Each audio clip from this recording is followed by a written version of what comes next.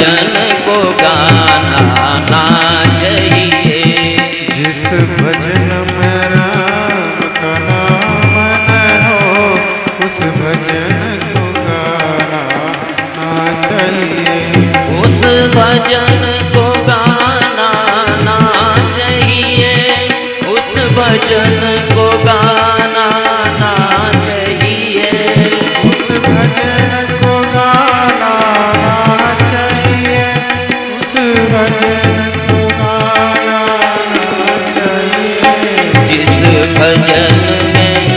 जिस भजन में राम का नाम न हो उस भजन को गाना ना चाहिए। जिस भजन में राम का नाम न हो उस भजन को गाना ना चाहिए। फनिति विचित्र सुकवि कृत जो राम नाम बिनु सोहन सो।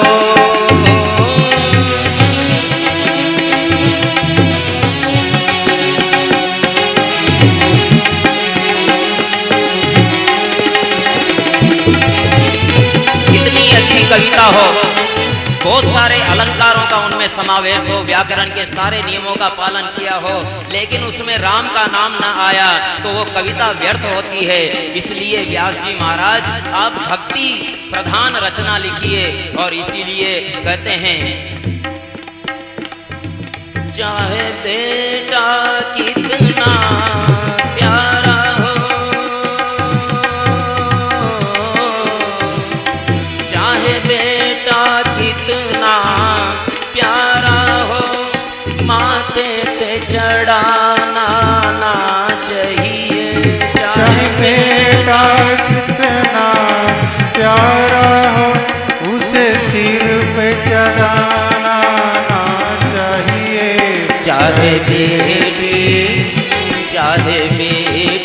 कितनी प्यारी हो, घर घर में घुमाना ना चाहिए। जय हो।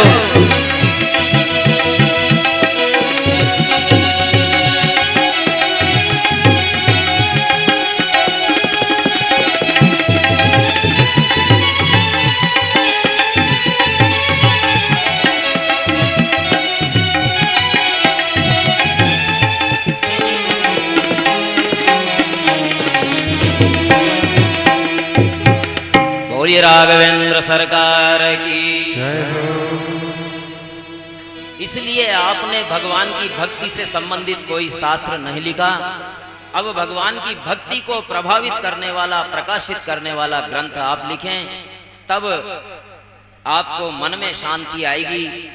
इस प्रकार जब नारद जी महाराज ने कहा तो व्यास जी महाराज ने कहा आप ऐसा कैसे कर सकते हैं। तो नारद जी अपने पूर्व जन्म की कथा सुनाते हैं कि पिछले कल्प में मैं वेद पाठी ब्राह्मण था।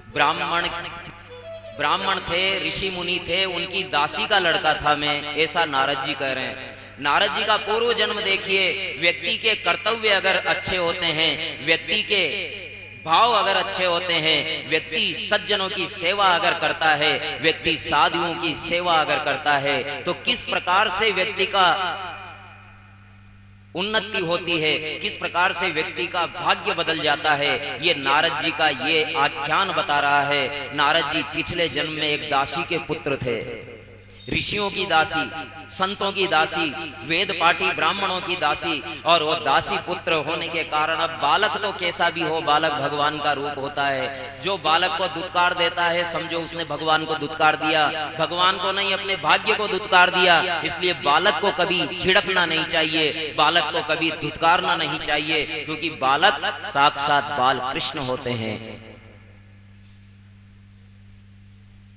दासी का बालक सभी ऋषियों को बड़ा प्रिय था, बड़ा प्रेम करते थे, और बालक भी उनकी बड़ी सेवा करता था। और बालक ऋषियों के सानिध्य में रहते रहते रहते इतना ज्ञानी हो गया कि वो ऋषियों की सेवा में ही अपना सब कुछ समझता था। ऋषियों ने भी उन्हें भगवान का ध्यान करना सिखाया।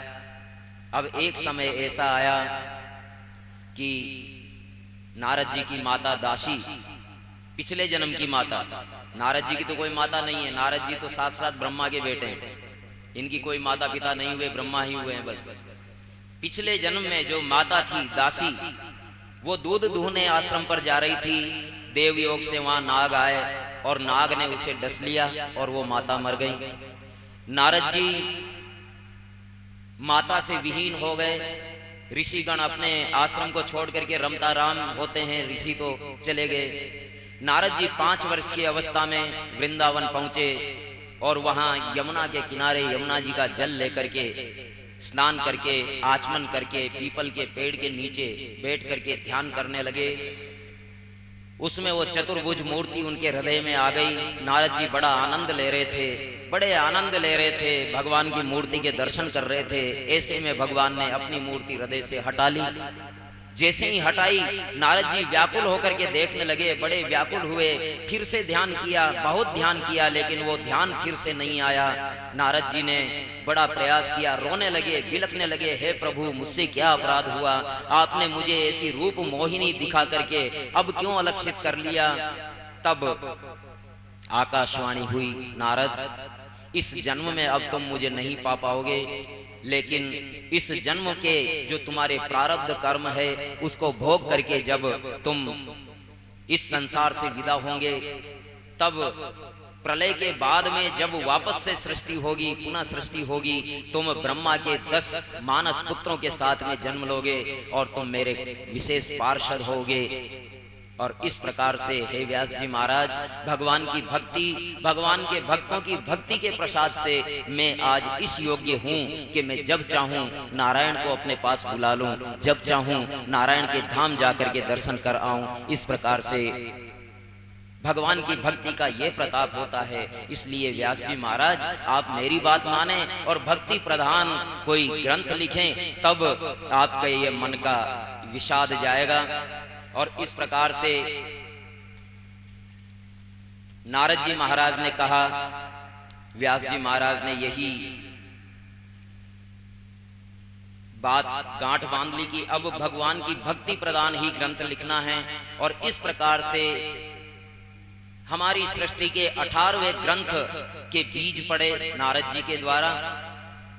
और ब्रह्म नदी सरस्वती के तट पर बद्री विशाल आश्रम में, बद्रिकाश्रम में, मणिभद्रपुर में, माणा गांव में जो व्यास आसन है, व्यास आश्रम है, वहां सरस्वती नदी में स्नान किया व्यास जी महाराज ने। ब्रह्मनाद्यां सरस्वत्यां आश्रमं पश्चिमे तटे सम्याप्रास इति प्रोक्त ऋषीणां सत्रवर्धना।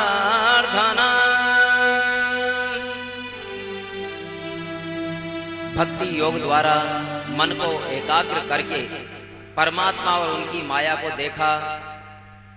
माया के कारण ही जगत के सारे अनर्थ होते हैं। और इस प्रकार व्यास देव ने परमहंसों की संहिता श्रीमद् भागवत की रचना की। जब भागवत की रचना हो चुकी तो अब भागवत की रचना करने से क्या होगा, आखिर तो इसके प्रचारक भी तो चाहिए। अब भागवत लिख तो दी व्यास जी महाराज ने, अब इसका प्रचार कैसे हो। तो भगवान भोलेनाथ से कहा कि भगवान कोई ऐसा शिष्य भेजो मेरे पास जो मेरी लिखी हुई भागवत का ऐसा प्रचार करे कि लोगों को इसका कल्याण हो। लिख करके अगर रख दिया, ज्ञान को हासिल करके, ज्ञान को प्राप्त करके जो बांटता नहीं है वो कछुआ होता है अगले जन्म में। हमारे अधिकतर विद्वानों की यही धारणा होती है। विद्वान होते हैं लेकिन वो विद्वान किसी को बांटते नहीं है ज्ञान को, तो फिर अगले जन्म में उन्हें कछुआ होना पड़ता है। तो व्यास जी ने कहा कि महाराज अगर मैं इसको बांटूंगा नहीं, अगर ये ज्ञान धरा का धरा रह गया तो मैं कछुआ हो जाऊंगा। इसलिए प्रभु कोई ऐसा शिष्य भेजिए, मैं तो बूढ़ा हो गया। प्रचार करने की ताकत मुझ में है नहीं, इसलिए आप ऐसा करो कोई शिष्य भेजिए। तो भोलेनाथ ने उनकी सुनी। किस प्रकार से सुनी, ये देखने के लिए हमें महाकाल जाना पड़ेगा। महाकाल कहाँ है? हाँ, महाकाल उज्जैन है। ये महाकाल मृत्यु के देवता नहीं है। बहुत से लोग ऐसे कहते हैं कि ये तो मौत के देवता है, मृत्यु के देवता है, लेकिन ये मृत्यु के देवता नहीं है, ये काल अर्थात समय। महाकाल यानी समय के नियंत्रक, समय इनके हाथ में है। देखो, समय बड़ा बलवान है, नहीं पुरुष बलवान। कहते हैं ना ऐसा, समय सबसे बड़ा बलवान है, समय से बलवान कोई नहीं है।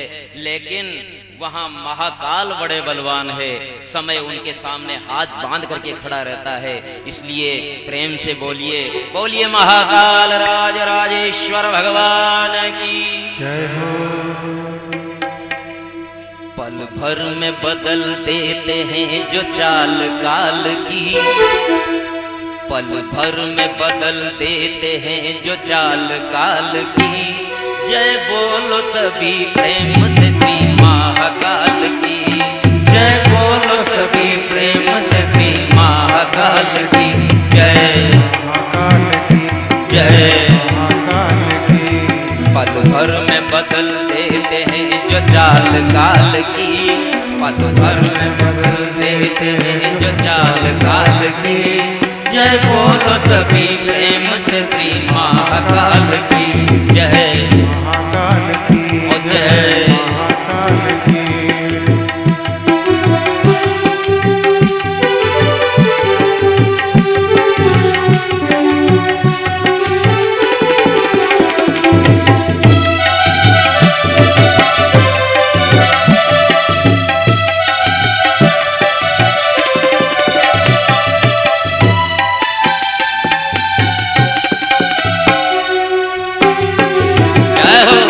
बोलिए महाकाल राज राजेश्वर भगवान की।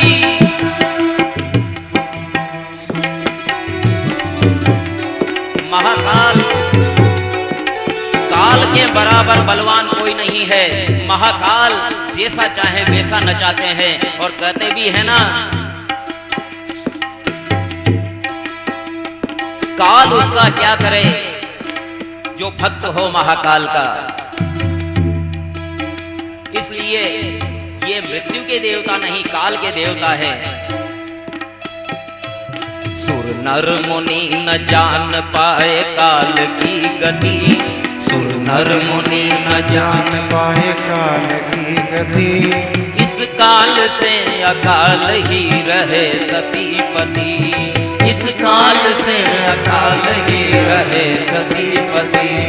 यह काल है बलवान सारी सृष्टि में बड़ा, यह काल है बलवान सारी सृष्टि में बड़ा। महाकाल के दरबार हाथ बांध के खड़ा, महाकाल के दरबार हाथ बांध के खड़ा। भ्रकुटी टाल जाए ओ शिव, भ्रकुटी टाल जाए क्या मजाल काल की, शिव भ्रकुटी टाल जाए क्या मजाल काल की। जय बोलो सभी प्रेम से श्री महाकाल की, जय बोलो सभी प्रेम से श्री महाकाल की जय, महाकाल की जय। महाकाल की। बोलिए महाकाल भगवान की।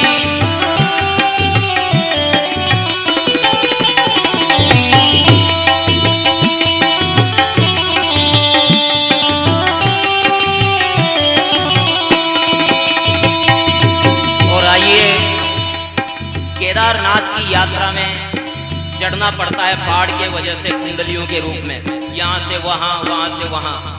लेकिन महाकुंभ में जब भीड़ अधिक हो जाती है महाकाल के दर्शनों के लिए, तो वहाँ भी कुछ वो लगाई जाती है टिक लेने, तो उससे भी यूं घूमना पड़ता है। उन कुंडलियों में हमें केदारनाथ के दर्शन हुए। आइए,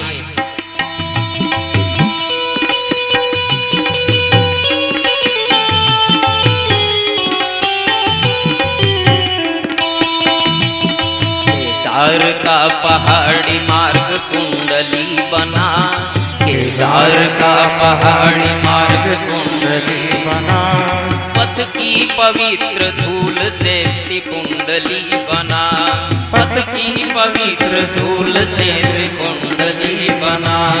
महाकाल के जयकार का न आर पार था, महाकाल के जयकार का नार पार था। हर भक्त के हृदय में आस्था का द्वार था, हर भक्त के हृदय में आस्था का द्वार था। शिव हर हरण करे, ओ शिव हर हरण करे सदा मृत्यु अकाल की, हर हर हरण करे सदा मृत्यु अकाल की। जय बोलो सभी प्रेम से श्री महाकाल की, जय बोलो सभी प्रेम से श्री महाकाल की। जय महाकाल की जय, महाकाल की।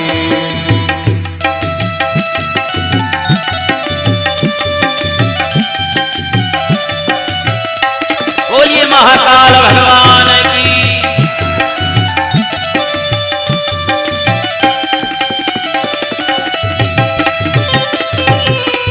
आइए भगवान भोलेनाथ का आभार प्रकट करें। बड़े दयालु हैं, बड़े शीघ्रता से प्रसन्न होने वाले प्रभु। आइए उनका आभार माने। महती कृपा है भोलेनाथ आशुतोष की, महती कृपा है भोलेनाथ आशुतोष की।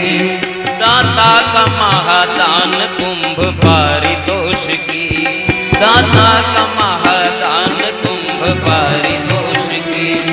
इच्छा हुई कि सारा काम आप हो गया, इच्छा हुई कि सारा काम आप हो गया। सौभाग्य के प्रभात से दुर्भाग्य सो गया, सौभाग्य के प्रभात से दुर्भाग्य सो गया। पग पग पे बरसती रहे, हो पग पग पे बरसती रहे कृपा कृपाल की, पग पग पे बरसती रहे कृपा कृपाल की। जय बोलो सभी प्रेम से श्री महाकाल की, जय बोलो सभी प्रेम से श्री महाकाल की। जय महाकाल की जय, महाकाल की जय महाकाल की, जय महाकाल की। पल में बदल देते हैं जो चाल काल की, पल में बदल देते हैं जो चाल काल की। जय बोलो सभी प्रेम से श्री महाकाल की, जय बोलो सभी प्रेम से श्री महाकाल की। जय महाकाल की, जय महाकाल की। हर हर महादेव।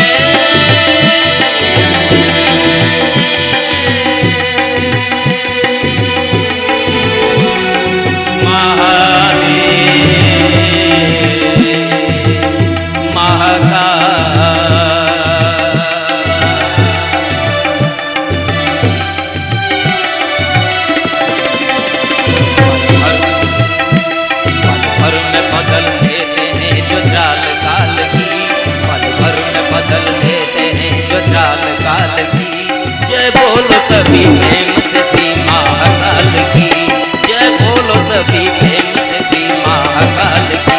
जय महाकाल की, जय महाकाल की। हाथ उठा करके और जोर से ताली बजाते हुए जय महाकाल की, जय महाकाल की, जय महाकाल की। जय जय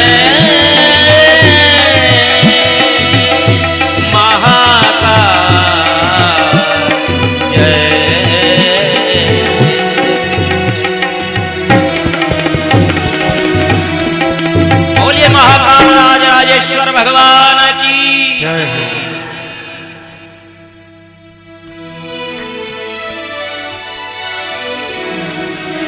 ये महाकाल की झांकी, महाकाल के दर्शन हम में से कितने लोगों ने कर लिए? एक बार हाथ खड़े करें, पता लगे। महाकाल के दर्शन जिन्होंने कर लिए हैं हाथ खड़े करें। कम ही लोग हैं। तो अब देखिए, महाकाल के दर्शन तो सभी ने कर लिए, लेकिन भस्म आरती के दर्शन किए हों ऐसे हैं क्या अपने भस्म आरती के जिन्होंने दर्शन किए हैं? क्या बात है। भस्म आरती जब महाकाल की होती है तो क्या ढोल बजते हैं, क्या नगाड़े बजते हैं, और इस प्रकार से वो भस्मी से पूरा महाकाल का गर्भगृह भर जाता है। और उसमें जो फिर आरती होती है तो ऐसा लगता है कि जैसे साक्षात महाकाल भगवती पार्वती के साथ तांडव नृत्य कर रहे हैं। भस्म आरती के बाद भगवान का पुनः श्रृंगार किया जाता है, और श्रृंगार के बाद में ध्यान दिया हो किसी ने तो एक माला चढ़ाई जाती है। इतने बड़े बड़े नरमुंड उस माला में लगे रहते हैं। उन नरमुंडों की चांदी की होती है माला, तो चांदी के बने हुए नरमुंड उनकी माला पहनाई जाती है महाकाल के गले में। एक बार भगवती पार्वती ने महाकाल से पूछा कि भगवान ये क्या बात है, लोग तो हीरे मोतियों की, पुष्पों की वगैरह वगैरह आदि आदि की मालाएं पहनती है, और आपने ये नरमुंडों की माला पहन रखी है, ये कौन सा अघोर रूप है प्रभु? महाकाल ने कहा देख पार्वती तेरे काम से काम रख, ये मेरी मर्जी, मैं कुछ भी पहनूं। पार्वती ने कहा नहीं भगवान ये तो बताना पड़ेगा, ये मुंड मालों का राग क्या है? ठीक है आप रुद्राक्ष भी धारण करते हैं, लेकिन ये मुंड माला। तो भगवान ने कहा कि भाई पार्वती देख तू जिद मत कर, मैं तुझे नहीं बता सकता इन मुंड मालाओं का क्या रहस्य है। तो भगवती पार्वती ने कहा अच्छा तुम नहीं बताओगे तो मत बताओ, मैं तुमसे रूठ गई, नहीं बोलती। अब पार्वती के बिना भोलेनाथ का काम चले ही नहीं। अब भोलेनाथ तुम भी उठाए तो चिमटा गिरे, चिमटा उठाए तो तुम भी गिरे। और फिर नंदी महाराज से कहा भोलेनाथ ने कि अरे चल नंदी अपन तो चलते हैं यहाँ से। नंदी महाराज ने कहा मेरी माँ नहीं जाएगी तो मैं ही नहीं जाऊंगा। अब भगवती पार्वती और नंदी महाराज वहीं बैठ गए, तो भोलेनाथ ने कहा अच्छा भाई ठीक है भगवती, ये जो मुंड मालाएं हैं ना, ये मुंड मालाएं आपके सिर हैं। जितने नरमुंड इस माला में हैं उतनी बार आपने जन्म लिया है। पार्वती ने सोचा कि भगवान आप तो अविनाशी हैं, अनादि हैं, आपका कभी जन्म न हुआ और मैंने इतनी बार जन्म ले लिया, ये क्या रहस्य है प्रभु? तो फिर भोलेनाथ ने कहा देवी ये अमर ज्ञान का प्रताप है।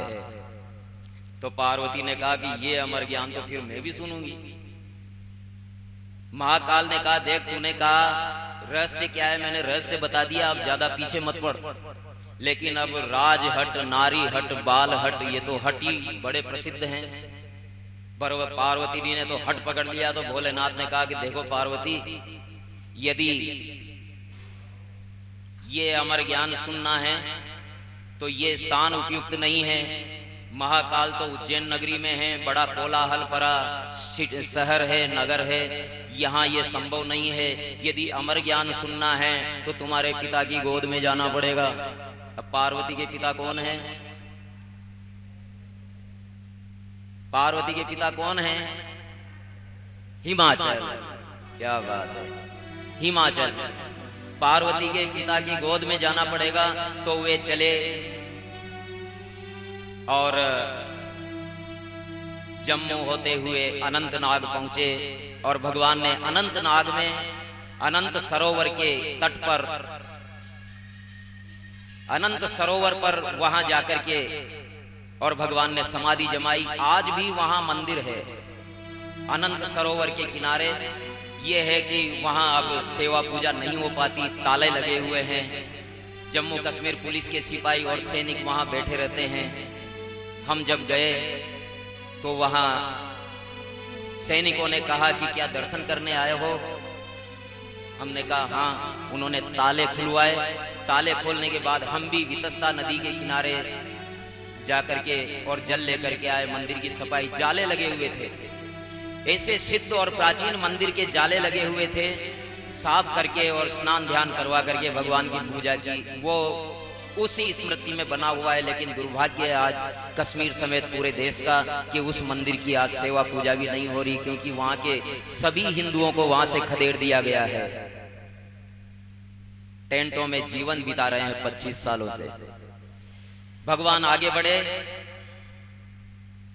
पहलगांव आए और पहलगांव आकर के उन्होंने अपने नंदी महाराज को छोड़ दिया वहां, और नंदी महाराज को वहां छोड़ा यानी बेल को वहां छोड़ा, तो उस गांव का नाम बेल गांव पड़ गया, और बेल गांव स्थानीय भाषा के प्रभाव से पहलगांव हुआ। भगवान आगे बढ़े, चंदनबाड़ी में उन्होंने अपना चंदन निचोड़ा, चंद्र को वहीं रखा, और वहां से आगे बढ़ करके पिस्सू घाटी होते हुए शेषनाग में आए। शेषनाग एक पर्वत शिखर है जिसमें ऐसा लगता है कि शेष हजारों फणों को फैला करके वहां बैठे हुए हैं,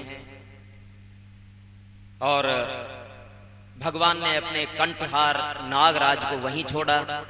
आगे बढ़े, पंचतरणी में आए, और पंचतरणी में आकर के उन्होंने तांडव नृत्य किया भगवती के साथ में, और उस तांडव नृत्य के कारण जटा में जो गंगा थी उसकी 5 बूंदें वहां गिरी, और उसी 5 बूंदों में से जो धाराएं निकली, आज भी 5 धाराओं में वहां गंगा जी बह रही हैं, जिन्हें पंचतरणी के नाम से जाना जाता है। बोलिए पंचतरणी गंगा मात की। अब भोलेनाथ गुफा में पहुंच गए, और वहां पहुंच करके और भगवती से बोले कि पूछो अब क्या पूछना है। तो सबसे पहला प्रश्न तो भगवती ने पूछा कि आप किसका ध्यान करते हैं। महाकाल भी पुकारे, जय अमरनाथ।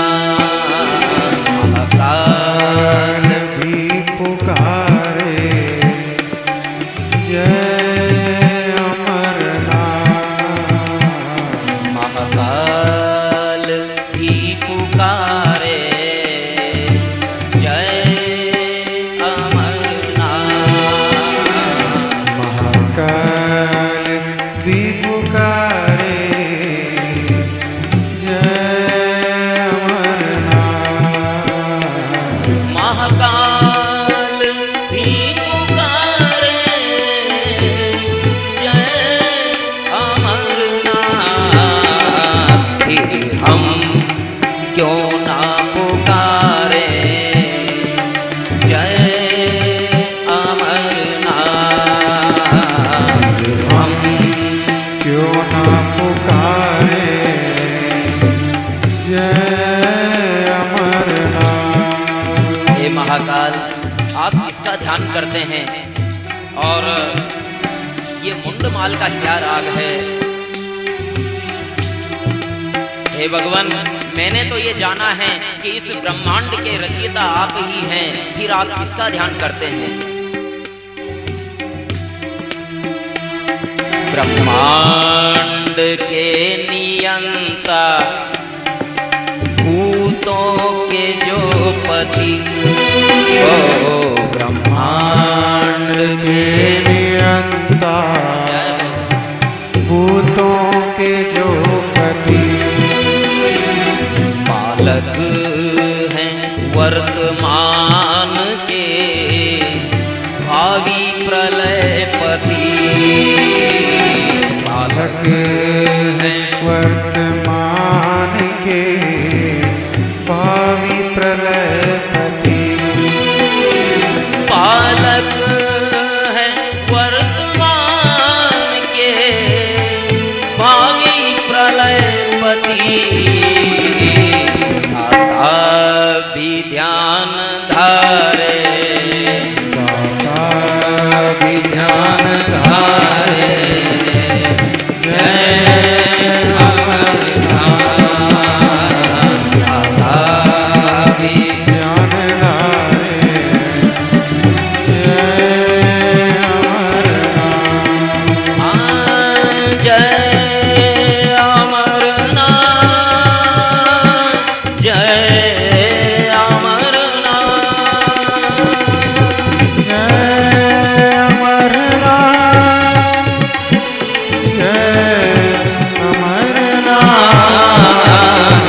महाकाल भी पुकारे, जय अमरनाथ। बोलिए अमरनाथ बर्फानी बाबा जी।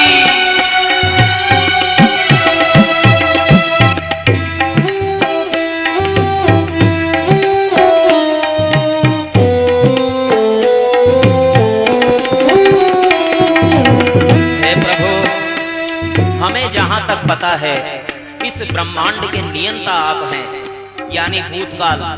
भूतनाथ कहते हैं ना भोलेनाथ को। भूतकाल में जो सृष्टि का उत्पत्ति हुई है वो आपसे हुई है, और पालक हैं वर्तमान के। वर्तमान में जो पालने वाले हैं वो आप हैं, और जो भविष्य में प्रलय होने वाला है उस प्रलय के करने वाले भी आप हैं। भूत वर्तमान और भविष्य तीनों के अधिष्ठाता आप हैं। तो फिर आप तो धाता हो गए प्रभु, आप किसका ध्यान धरते हैं? तो भोलेनाथ ने कहा हम अपना ही ध्यान धरते हैं देवी, हम निज ध्यान धरते हैं, स्वयं के स्वभाव का ध्यान करते हैं। अगला प्रश्न भगवती का। अगला प्रश्न पूछती है भगवती कि भगवान, कोई कहता है सूर्य पहले हुआ, कोई कहता है ब्रह्मा पहले हुए, कोई कहता है विष्णु पहले हुआ, कोई कहता है शिव पहले हुआ। हे प्रभु मैं बड़ी, मेरी बुद्धि भ्रमित हो रही है, ये सृष्टि का क्रम क्या है, ये सीधा क्रम बताइए। इस प्रकार से जब कहा, ये अपने बीच में जगह न छोड़े, जगह को पूरी कर ले, आगे आ जाए, ताकि दरवाजे को वहां खाली जगह दिखनी चाहिए, आगे आ जाए, जितना हो सके आगे आ जाए, ताकि कोई श्रोता आने लगे तो वो बैठ सके।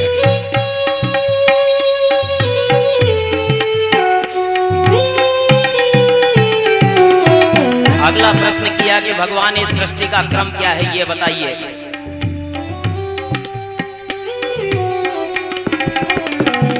महाकाल क्रम बताएं सृष्टि के जाल का, हो महाकाल क्रम बताएं सृष्टि के जाल का।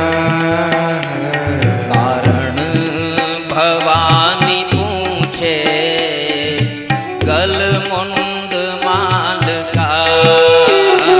कारण भवानी पूछे गल मुंड माल का। कारण भवानी पूछे गल मुंड माल का, भी ध्यान धारे जय अमरनाथ, भी ध्यान धारे जय अमरनाथ। बोलिए अमरनाथ बर्फानी बाबा जी। जय अमरनाथ, जय अमरनाथ, जय अमरनाथ, जय अमरनाथ। महाकाल भी पुकारे जय अमरनाथ। जय हो।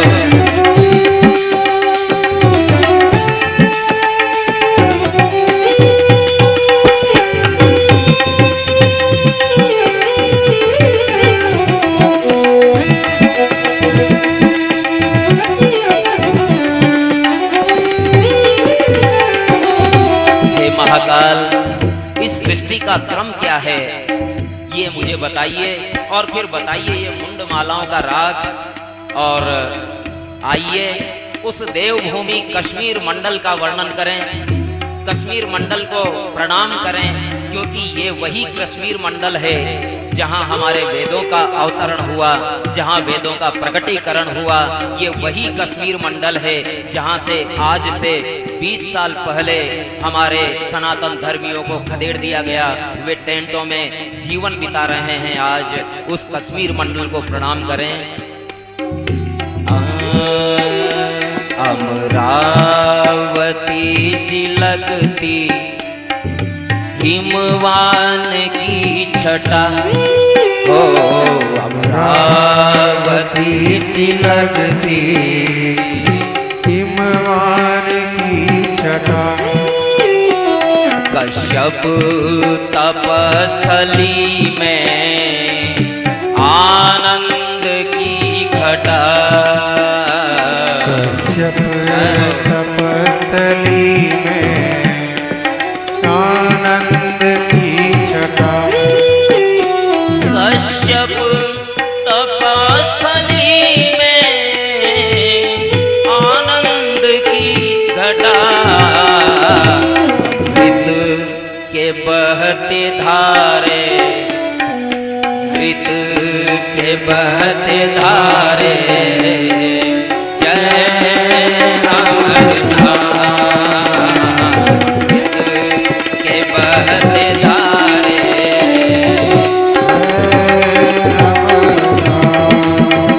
महाकाल की पुकारे, जय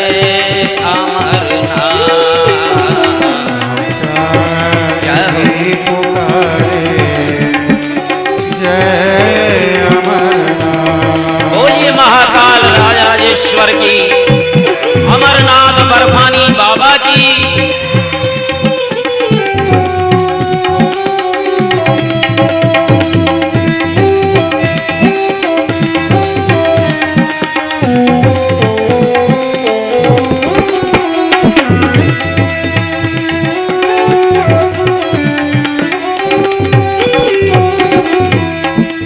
उत्तराखंड के सभी यात्रा स्थलों से ऊंचाई पर चलना पड़ता है। अमरनाथ में ऐसी स्थिति में जहां ऑक्सीजन नहीं है, फिर भी लाखों तीर्थ यात्री वहां जाते हैं आतंकवाद के खतरे के बावजूद। धन्य है अमरनाथ और धन्य है उनके भक्त। आइए हम भी अमरनाथ बाबा से ये प्रार्थना करें कि हे बाबा अमरनाथ हमारे ऊपर भी कृपा करें और हमें भी आप दर्शन दें। ऐसी प्रार्थना अमरनाथ बर्फानी बाबा से करें।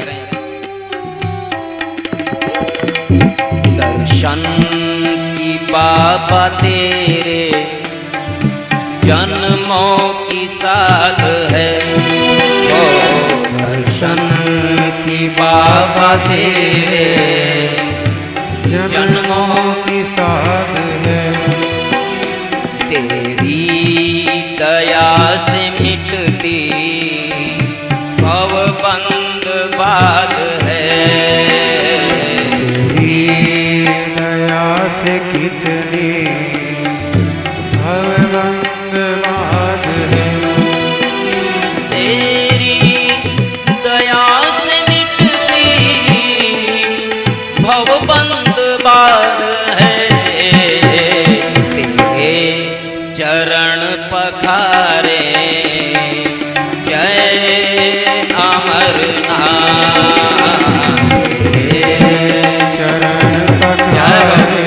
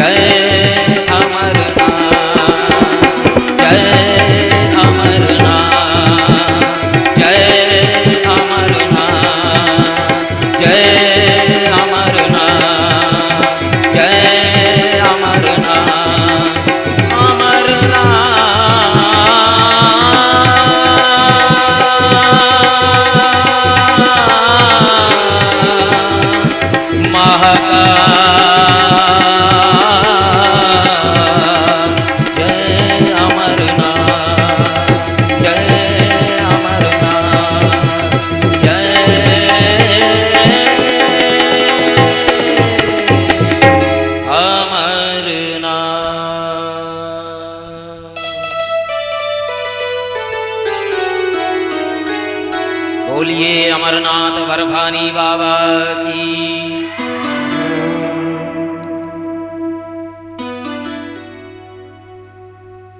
गुफा में पहुंच करके भोलेनाथ और भवानी, भोलेनाथ कहते हैं कि देवी तुम्हारे प्रश्न तुमने कह दिए। ये अमर कथा समाधिस्थ होकर के ही सुनी जाती है और समाधिस्थ होकर के ही कही जाती है। इसलिए आप भी समाधि लेंगी और मैं भी समाधि लूंगा, लेकिन तुम हुंकारा भरती रहना। ऐसा न हो जाए कि मैं कथा ही कहता रहूं और कुंभकर्ण की रानी, कुंभकर्ण की पत्नी आ जाए। नहीं नहीं भोलेनाथ, मैं तो यहां तक आ गई अमर कथा सुनने के लिए, मुझे नींद नहीं आएगी। भोलेनाथ ने 3 ताली बजाई, भाग गए सब, लेकिन फिर भी कोई रह नहीं जाए इसके लिए कालाग्नि नामक अपने एक गण को आदेश किया कि तुम यहां जो भी है उसको जला करके भस्म कर दो। सबको हटा दिया वहां से और भोलेनाथ कथा कहने लगे। लेकिन भोलेनाथ की लीला देखो कि भोलेनाथ के आसन के नीचे ही एक तोते का अंडा रह गया। अब भगवान कथा कहना प्रारंभ करते हैं। यही भागवत कथा अमर कथा है। ये जो भागवत कथा हम सुन रहे हैं यही अमर कथा है। ये कथा कहने लगे। 9वें स्कंद तक की कथा तक तो भगवती हुंकारा देती रही, लेकिन जैसे ही 10वें स्कंद की कथा प्रारंभ हुई, भगवान श्री कृष्ण का जन्म हुआ और पार्वती जी को उसी तरह नींद आ गई जैसे जसोदा जी को आई थी। नहीं, हमारे यजमान जसोदा जी नहीं, हमारे यजमान जसोदा जी को नहीं आई नींद, वो उन यशोदा जी को आई थी। उसी प्रकार से नींद आ गई और जैसे ही नींद आई, लेकिन भगवान भोलेनाथ का ही ये प्रताप था कि तब आसन के नीचे से जो वो शुक सुत था वो अंडे से बाहर आ गया और पार्वती जी के स्थान पर वो हुंकारा भरने लगा। पूरी अमर कथा उस सुक पुत्र ने सुनी और कथा पूरी होने के बाद में भोलेनाथ ने पार्वती जी से कहा, भाई पार्वती जी कथा सुनी? पार्वती जी ने कहा, अरे भोलेनाथ मुझे तो नींद आ गई। बोले नींद आ गई तो फिर कथा किसने सुनी? बोले पता गया मुझे, मना नंगा कौन? अच्छा, तो फिर किसने सुनी? तो वो त्रिशूल लेकर के उठ खड़े हुए। जैसे ही खड़े हुए आसन के नीचे से निकल करके तोते का बच्चा भागा। भगवान भोलेनाथ त्रिशूल लेकर के उसके पीछे, और फिर भगवान जोजिला दर्रे से ऊपर होते हुए सीधे बद्रिकाश्रम में आए। सुक पक्षी, तोते का पक्षी, तोते का बच्चा उड़ते हुए, और व्यास गुफा पर व्यास जी की पत्नी अपनी चोटी गुथवा रही थी, उसका मुंह खुला हुआ था और उस तोते के बच्चे ने सोचा कि इससे सुरक्षित घोंसला हो ही नहीं सकता, और उनके मुंह में घुस गया। उनके मुंह में घुस गया। जैसे ही घुसा तो व्यास जी की पत्नी को ही पता नहीं लगा ये क्या गया। कुछ गया तो है लेकिन पता नहीं क्या गया है। अब भोलेनाथ त्रिशूल लेकर के व्यास जी के दरवाजे पर आ गए और कहने लगे, हे व्यास जी, व्यास जी इधर आओ। व्यास जी दौड़े दौड़े आए। अरे मेरे भोलेनाथ, बड़े भाग चेते मेरे, आप आ गए, मुझे धन्य हो गया। आपने मुझे कहा होता मैं आ जाता। भोलेनाथ ने कहा, देखो मेरा शिकार तुम्हारे पास आ गया है। व्यास जी महाराज ने कहा, क्यों विनोद करते हैं, क्यों मजाक करते हैं? बोले नहीं नहीं, मेरा शिकार तुम्हारे पास आ गया है। व्यास जी महाराज ने कहा कि भगवान मुझे ये तो बताइए कि कौन आपका शिकार नहीं है? पूरा जगत चराचर आपका ही तो शिकार है प्रभु। संहार के देवता आप हैं, प्रलय आपके कारण ही होता है। आपका तो चराचर पूरा जगत शिकार है, फिर कौन सा शिकार आ गया? भोलेनाथ ने कहा, देखो एक ने चोरी से अमर कथा सुन ली है और वो इधर आ गया है, तुम्हारे घर में है, बताओ कहाँ है वो? तो व्यास जी महाराज ने सब कुछ ध्यान से देख लिया और बड़े प्रसन्न होकर के बोले, भोलेनाथ ये तो आपकी लीला है। अब आप भी जानते हैं कि वो अमर कथा सुन चुका है, और जो अमर कथा सुन चुका उसके प्राणों का तो कोई बाल बांका नहीं कर सकता। इसलिए ये आपकी कृपा है भोलेनाथ।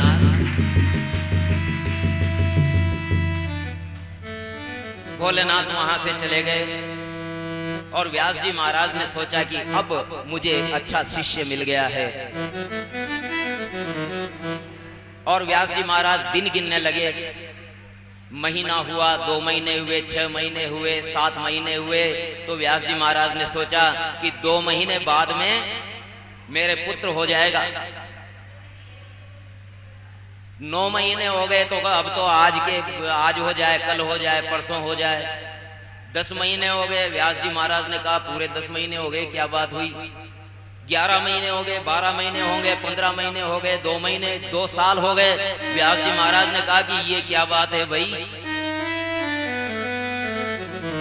5 साल हो गए, 7 साल हो गए, 11 साल हो गए। अब हमारी माताएं जानती है कि 9 महीने शिशु को अपने गर्भ में रखती हैं तो कैसी स्थिति हो जाती है। और यहाँ व्यास पत्नी ने 12 साल तक गर्भ धारण किया। कितना बड़ा पेट हो गया होगा।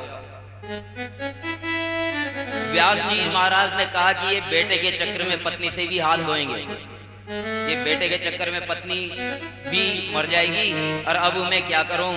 तो व्यास जी महाराज योगी थे।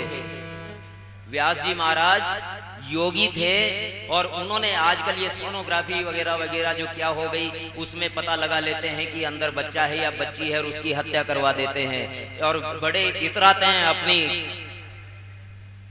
खोज पर। जबकि व्यास जी को देखिए, बिना किसी इंस्ट्रूमेंट के, बिना किसी उपकरण के वो गर्भस्थ शिशु से बात करते हैं। अभी तक वैज्ञानिकों ने गर्भस्थ शिशु से बात करने का तरीका नहीं खोज पाए हैं अभी तक।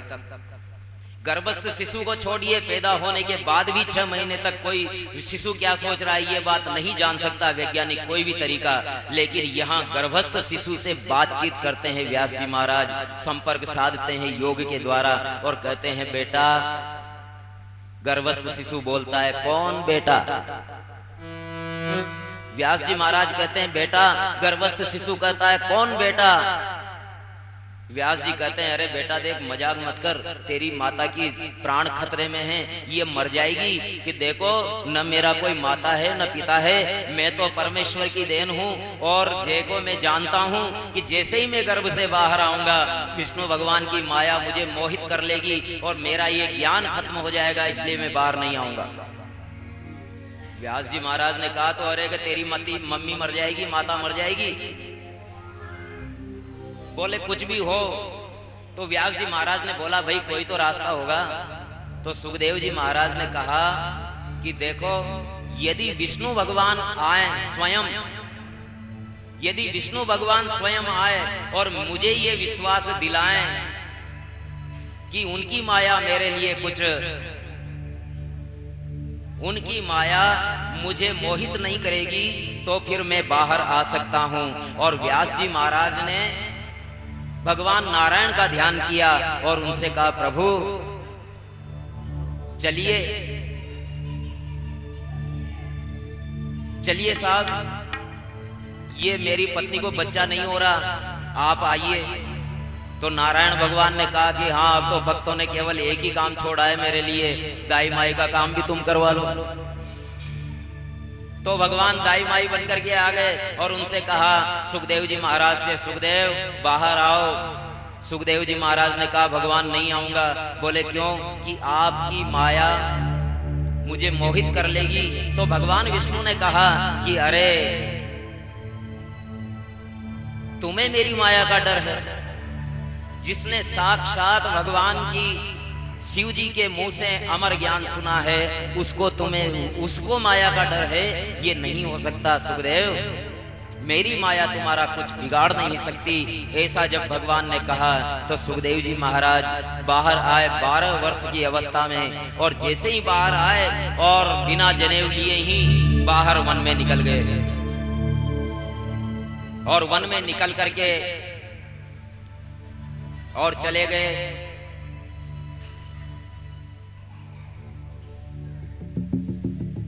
अब जैसे ही व्यास जी के शिष्य लोग जाकर के वहां भागवत के श्लोक सुनाया करते थे, तो सुखदेव जी महाराज ने जब सुना तो निर्गुण ब्रह्म के अनुयायी होते हुए भी उन्होंने कहा कि ये श्लोक बड़े अच्छे हैं, ये कहाँ से आए? बोले हमारे गुरुजी ने लिखे हैं। चलो 18,000 श्लोक हैं। और सुखदेव जी महाराज फिर व्यास जी महाराज के पास आते हैं और वहां आकर के भागवत को पढ़ते हैं और इस संसार में प्रचार करते हैं। बोलिए सुखदेव जी महाराज की।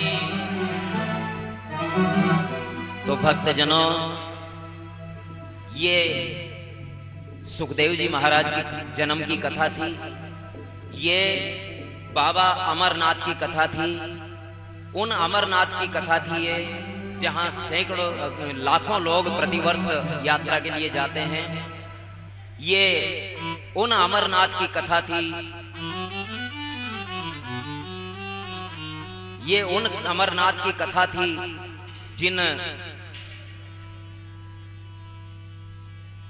ये उन अमरनाथ की कथा थी। ये पानी बंद कर दो, अभी ध्यान डिस्टर्ब हो रहा है, फिर बाद में पिलाना।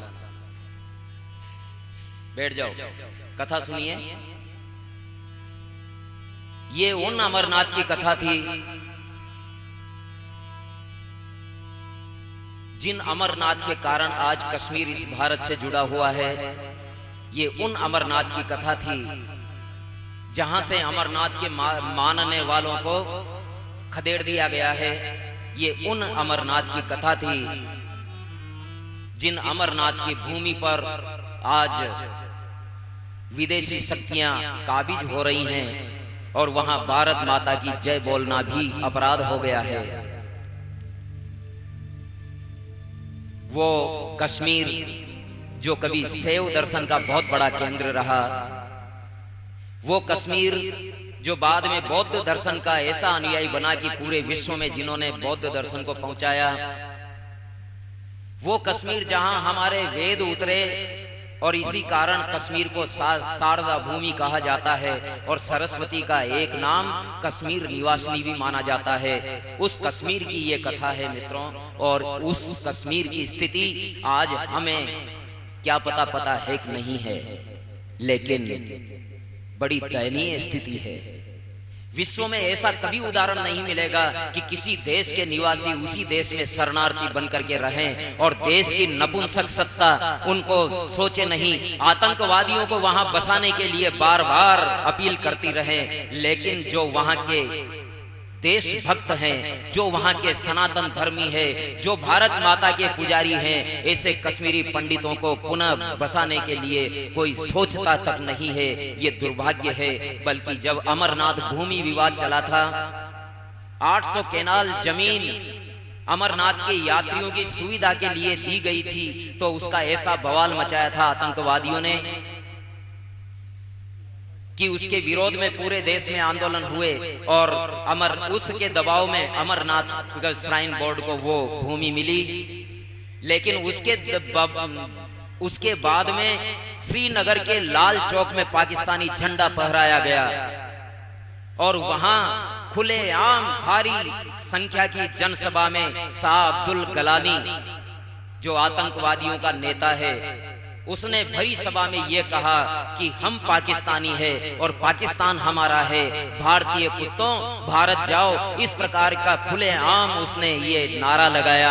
तब मेरा कवि बोला, ये भागवत पीठ बोला, और हम सभी को बोलना चाहिए कि जो कश्मीर में रह करके कश्मीर की नहीं गा रहे, जो भारत में रह करके भारत की नहीं गा रहे, जिन्हें पाकिस्तान प्यारा लग रहा है तो उन्हें पाकिस्तान ही चले जाने चाहिए, क्योंकि ये भारत तो भारतीयों का है, कश्मीर कश्मीरियों का है। और तुम कहते हो हम पाकिस्तानी और पाकिस्तान हमारा है, तो हम भारतीय, प्रत्येक भारतीय ये कहता है कि हम सब कश्मीरी हैं और कश्मीर हमारा है।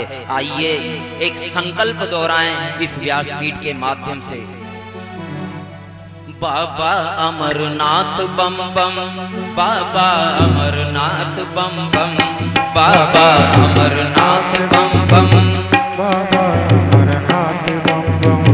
ओ अपना है कश्मीर, अपना है कश्मीर और सारे कश्मीरी हम। बाबा अमरनाथ बम बम, बाबा अमरनाथ बम बम, बाबा अमरनाथ बम बम, बाबा अमरनाथ बम बम। अपना है कश्मीर हम बाबा अमरनाथ बम बम, बाबा अमरनाथ बम बम, बाबा अमरनाथ बम बम, बाबा अमर। माता जी बैठ जाइए, बाद में नाचेंगे। ये देश के दर्द की बात हो रही है, ये ऐसी बात हो रही है माता जी, ये नाचने की बात नहीं है, सोचने की बात है। कल्पना करो हमारे घर से हमें बाहर निकाल के किसी ऐसे देश में भेज दिया जाए, ऐसे क्षेत्र में भेज दिया जाए जहां हमें कोई जानने पहचानने वाला नहीं है। घर छोड़ने का दर्द क्या होता है, अपनी भूमि छोड़ने का दर्द क्या होता है, ये हमें महसूस करना होगा, क्योंकि सरकार महसूस नहीं कर रही है। पाकिस्तान से शरणार्थी बनकर के आए, उनको हमने गले लगा लिया, लेकिन कश्मीर से जो भारत में ही शरणार्थी बनकर के आए हुए हैं, उन्हें गले लगाने वाला कोई नजर नहीं आ रहा है। और कश्मीर मंडल में क्या हुआ, कश्मीर मंडल में आतंकी विषधर फुंकारा, अमरनाथ की भूमि में पाकिस्तानी जयकारा। कश्मीर मंडल में आतंकी विषधर फुंकारा, अमरनाथ की भूमि में पाकिस्तानी जयकारा। घाटी के कट्टरपंथी का देश विरोधी नारा, घाटी के कट्टरपंथी का देश विरोधी नारा। कहते हैं हम पाकिस्तानी, पाकिस्तान हमारा। कहते हैं हम पाकिस्तानी, पाकिस्तान हमारा। तब भारत का बच्चा बच्चा एक साथ हुंकारा, तब भारत का बच्चा बच्चा एक साथ हुंकारा। भारत भूमि का कण कण हमको प्राणों से प्यारा, भारत भूमि का कण कण हमको प्राणों से प्यारा। अपना है कश्मीर, अपना है कश्मीर, और सारे कश्मीरी हम बाबा अमरनाथ बम बम, बाबा अमरनाथ बम बम, बाबा।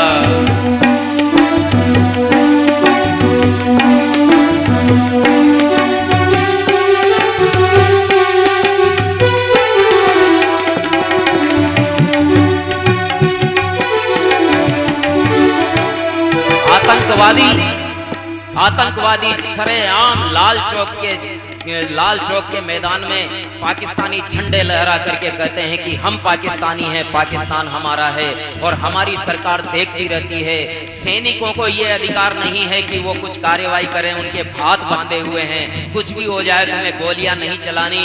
और कश्मीरी जो बिगड़े हुए युवा हैं, भटकाए हुए युवा हैं, वे उनको पत्थर मारते हैं, लेकिन बेचारे सैनिक मार खाने के अलावा कुछ नहीं कर पाते। और हमारे मंदिरों की दशा बड़ी बिगड़ गई है। जब कश्मीर का नाम आता है तो ऐसी भावना होती है कि जैसे कश्मीर में दो ही तीर्थ स्थल हैं, एक अमरनाथ और एक वैष्णो देवी। लेकिन कश्मीर का कण कण हमारे तीर्थमय हो रहा है। कश्मीर के गांव-गांव में ऐसे अनेकों मंदिर थे जो अखिल भारतीय तीर्थ यात्रा के लिए जाने जाते हैं। अकेले अनंतनाग में इस समय 20 बड़े मंदिर हैं। अनंतनाग जहां केवल 5% आबादी रह गई है, 10 लाख का शहर है अनंतनाग। हमारा भी जाना हुआ, अमरनाथ यात्रा से लौटते हुए चंदनबाड़ी में हमारे एक मित्र के दोनों हाथों में फ्रैक्चर हो गया था, घोड़े से गिर गए थे। अनंतनाग के जिला अस्पताल में हम रहे, वहां स्थानीय व्यक्ति से हमें पता लगा कि आज केवल 500 घर हिंदुओं के हैं वहां, केवल 5%, 10 लाख की आबादी में 2500 की आबादी